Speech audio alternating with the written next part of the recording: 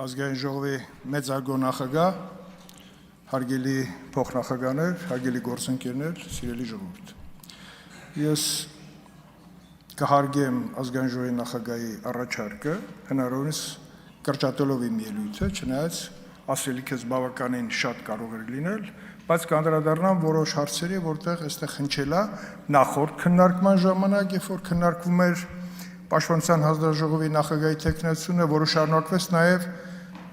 պետայրավական հարցերի հանձնաժողովի նախագահի թեկնածության քննարկման ժամանակ։ Դա քննիչ հանձնաժողովի մասին է։ Պարզվում է, որ քննիչ հանձնաժողովի 44-օրյա պատերազմի հանգամանքների ուսումնասիրման զեկույցի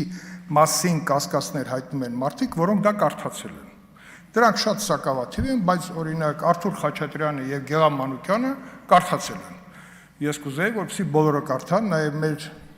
նոր պատգամավորները, որոնք արդեն ունեն իրավասություն, իջնեն գաղտնի բաժին եւ ծանոթանան այդ զեկույցին։ Ինչի համար, որովհետեւ դա արդեն կհանի շահարկման միջավայրից զեկույցի ոչ միայն գոյությունը, այլ նաեւ ծանոթանան այն բովանդակությանը, որ տալիս է բազմաթիվ հարցերի պատասխան։ Մեսրոպ Մարտիրոս Մանուկյանը դալիճում չի, խոսեց նաեւ զեկույցի մասին ինքը, այնպիսի տպավորություն ստացա, որ մանրամասն ոնց որ թե չլինելով դեռ պատգամավոր, որոշ պատկերացումներ ունի մեր կանոնակարգ օրենքի մասին։ Պարոն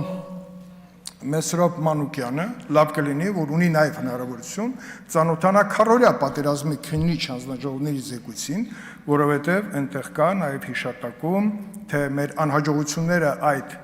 կարճատև պատերազմի ընթացքում ինչպիսի արձանագրումներ են ունեցել եւ դա իրականացվել է ազգային ժողովի ամենակարևոր վերահսկողական գործի կազմի միջոցով, որն է քննիչ հանձնաժողով ունենալը։ Վերջին 7-8 տարվա ընթացքում ազգային ժողովը ունեցել է 4 քննիչ հանձնաժողով ստեղծելու հնարավորություն եւ ասեմ ձեզ, որ 4-ից 2-ը առնչվել են Պաշտպանության եւ Անվտանգության հանձնաժողովներին եւ հանձնաժողովը իրացրել է իր այդ սահմանադրական իրավունքը եւ ներկայացրել է զեկույց։ Քառօրյա պատերազմի զեկույցը ինձ հաջողվել է ներկայացնել ազգային ժողովի լիագումար նիստերի դալիճում եւ 44-օրյայի զեկույցը տարբեր տարընթերցումների իրավական տարընթերցումների պատճառով գնացել է առաջի բաժին, բայց դա չի զրկել հնարավորությունից մեր պատգամավորներին եւ պետական ինստիտուտներին ծանոթանալ դրա հետ։ Ես հոկտեմբերի 27-ի մարտի 1-ի մասին չեմ խոսի, որպեսզի Մամիկոն Ասլանյանը հանկարծված չզգա, պարոն Ասլանյան, դա միշտ ես խոսեմ, քանի բացահայտված չեն։ Իսկ բացահայտումները հերթով տեսնում եք արդեն գալիս են։ Երկու շատ հանրության կողմից սպասված բացահայտումներ Արսուն Մարգարյանի եւ Խորխորնու արդեն ճանապարհին են վերջնական լուծում ստանալու եւ հաջորդի այստեղ։ Ինչի որոշեցի խոսեմ հենց պետայրավական հանձնաժողովի նախագահի թեկնածության քննարկման ժամանակ այս թեման, որովհետև քննիչ հանձնաժողովի աշխատանքի ընթացքում պարզ դարձավ, որ իրավական հարցեր կան, որոնց լուծումը պետք է գտնենք Տիկին Ջուլակյան։ Ես համոզված եմ, որ միասին դա կանենք, որովհետև քառօրյա պատերազմի ժամանակ գտնվեց մեկ նախկին պաշտոնյա Գրիգորի Խաչատուրը, գեներալ-գնդապետ, որը հրաժարվեց գա քննիչ հանձնաժողովի աշխատանքներին եւ ուղարկեց ընդամենը մեկ էջանոց մի բացատրություն, բայց մնացած բոլոր պաշտոնյաները, նախկին նախագահ, վարչապետներ եւ այլն, բոլորը ներկայացել են զինվորականներ, ում ուղարկել են հրավեր։ Եվ մեկ տարօրինակ արձանագրում եղավ 44-օրյա պատերազմի ժամանակ, այն է, որ Վարդան Օսկանյանը անդադ էկրանի մյուս կողմից էր հայտնվում եւ մերժում էր քննիչ հանձնաժողովի աշխատանքին մասնակցելուց։ Չնայած դա միակ այն հարթակն էր, որտեղ բոլոր պաշտոնյաները ունեին հնարավորություն այն ինչ որ չեն ասել քաղաքական առումով գան եւ անեն դա քննիչ հանձնաժողով։ Այն ինչ արեց նաեւ հանրապետության վարչապետ Նիկոլ Փաշինյանը։ Եթե կարդալու ցանկություն չունեք, տեսագրությունները որպես դոկումենտալ նյութ կարող եք տասնյակ ժամերով նստեք եւ նայեք։ Պարոն Խաչատրյանը համոզված եմ չի նայել, դուք դե նայեք ձայնագրությունները, տեսագրությունները։ Շատ լավ, այսինքն դրանք էլ շատ տևական ժամանակ է պահանջելու, բայց դա շատ կարևոր արձանագրումներ են, որոնք ֆիքսված են։ Հիմա ասեմ ստորագրությունների մասին։ Ստորագրությունը կլինեին շատ, եթե մեր սիրելի գործընկերները ընդդիմության մասնակցեին քննիչ հանձնաժողովի աշխատանքին։ Անհասկանալի հիմնավորումն նրանք մերժեցին այդ աշխատանքների մասնակցելուց, նաև զրկեցին իրենց հնարավորությունից, որպեսզի հրավիրյալներին ոչ միայն ուղարկեն ոչ ցանկալի հարցեր, այլ նաև ունենան սեփական կարծիքը արձանագրելու եւ զեկույցի մեջ ներառելու հնարավորություն։ Նախկինում քարորիայի ժամանակ իբրի հնարավորությունից օգտվել է թե Բարգավաճ Հայաստանի ներկայացուցիչները, թե Լուսավոր Հայաստանի ներկայացուցիչները։ Ի պատիվ իրենց։ Դրանք արկա են եւ դրանք փոփոխության ենթակա չեն։ Հիմա ժամկետի խախտում իրավական առումով այս վեճը դրա մասին չի։ Քննիչ հանձնաժողովի կարևոր առաքելությունը զեկույց ունենալն է։ 4 քննիչ հանձնաժողովներից միայն մեր հանձնաժողովը, որը միայն մեր հանձնաժողովն է իրավասու քննելու պաշտպանության անվտանգության հարցերը, ներկայացրել է 2 զեկույց։ Եվ զեկույցի գոյությունն է, որ մնայուն արժեք է լինելու եւ նա իր արժեվ դրված խնդիրը լուծած համարելով պետք է նաև այդ հարցերի պատասխանը ուղարկի այն գերատեսչություններ, որոնք իրավասու են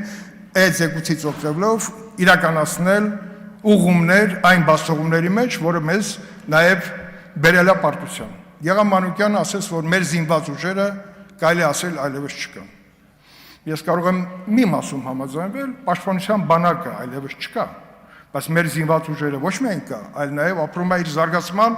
նոր փուլերը ձեռք բերելով, նոր սպառազինություն զարգացնելով, ռազմաարդյունաբերությունը լուծելով իրավական բոլոր այն խնդիրները, որը ապահովել են այդ զարգացումը։ Եվ ես կարծում եմ, Տիկին Ջուլակյան, նախ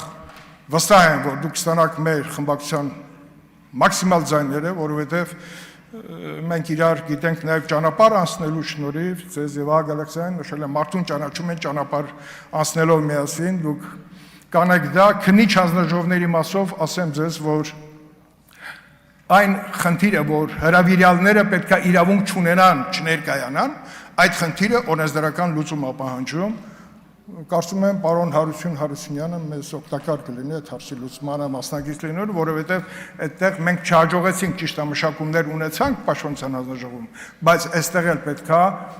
չտանք հնարավորություն, որ նախկին պաշտոնյաները, որոնց պաշտոնման արդյունքում ունեցել են խնդիրներ, չունենան հնարավորություն մերժելու բարձրագույն, ուրեմն քաղաքական մարմնի կողմից ստեղծված հանձնաժողովին չներկայելու հնարավորություն։ Հիմա ես շատ կուզեի խոսել նաև եկեղեցու թեմայով, որովհետև եկեղեցու խնդիրը ուզենք թե չուզենք, պարոն Ասլանյան, առնչվում է Ռոբերտ Քոչարյանի անվան հետ։ Հիմա կասեք ինչու։ Որտեղ Ռոբերտ Քոչարյանն էր, որը հնչեցրեց այն տեսակետը, որ քաղաքական դաշտում նոր լիդեր է պետք, թերևս սրբազան դասից որևէ, եւ ընտրեցին հայտնի սրբազանին եւ ուղարկեցին Կիրանց, ինչով ավարտվեց, ավիրվեց քաղաքական դաշտը եւ բայց մնաց հարցականը Ռոբերտ Քոչարյանի եւ Դաշնակցության կապը ինչքանով է այդպես ամուր կապված։ Ես կարծում եմ, այս ելույթով ես դրան չեմ անդրադառնա, բայց ապագայում կխոսեմ այդ կապի ստեղծման ժամանակագրության եւ նրա ամուր լինելու մասին։ Շնորհակալություն։ Հավանիչ տեսանյութը եւ բաժանորդագրվիչ նորությունները բաց չթողնելու համար։